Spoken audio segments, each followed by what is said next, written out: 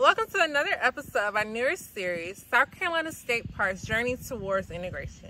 My name is Infinity, and I'm a historical interpretive intern for the South Carolina State Parks. Today, we have traveled to the high hills of Santee to discuss the history of segregation here at Poinsett State Park. 1938 was the peak of the Great Depression. Most of the population in the United States at this time were experiencing financial difficulty. African Americans as a group were impacted by the Great Depression the hardest. They were 2 to 3 times as likely to be unemployed as compared to white Americans. Unemployment in the U.S. at the time was well over 20%.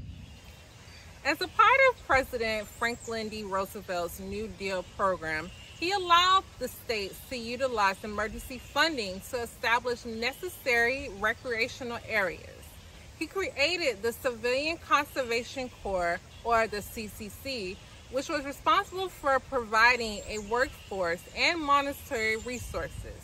This allowed states to develop state parks.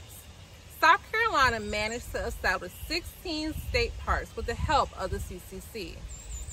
As we know, segregation impacted all aspects of day-to-day life. The work environment within the CCC in South Carolina was segregated by race. In the 1930s, the parks, Aiken, Chester, and Poinsett, where I am today, were built by 2 different segregated African American CCC companies. Construction of Poinsett began here in the year 1934. African American men working for the CCC arrived here in 1935. From their arrival, the group of men experienced racial hostility from local white residents. Even though the park was not yet officially open to the public, local whites had begun using the new swimming area that summer.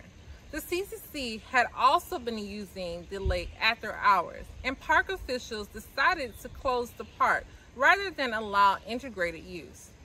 White residents of Sumter County responded with anger and demanded that the black CCC company not use the park after hours. The situation was very unfair when we think about the fact that African Americans helped build this park, yet them themselves and individuals who were like them would not have been allowed to enjoy it because of segregation.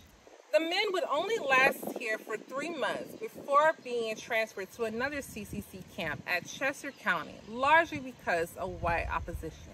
Though the African American CCC group was at Poinsett only a short time, they were responsible for extensive road work and landscaping.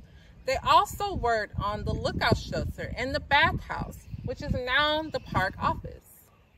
Today, we commemorate those talented men who had a major hand in creating this beautiful park that we are all able to enjoy today. This story is just one of many stories in which racial segregation managed to impact the South Carolina State Park system. On our next segment, we will be traveling down to Edison Beach State Park to discuss the long-lasting battle with segregation that took place there.